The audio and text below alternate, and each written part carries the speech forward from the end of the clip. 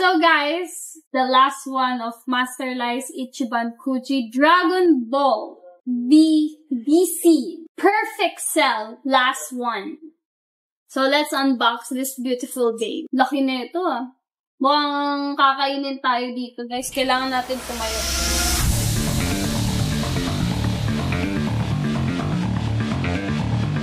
As you can see naman guys, kanina, ang layo ng pinagkalaki niya. Okay guys, pinagkaiba nung kanina, nung Perfect Cell na payat, ito mas buffy siya. And then, may kita nyo textured yung balat. Ayan, ang skin ng ating cell na to. Perfect Cell. Now, let's go to montage.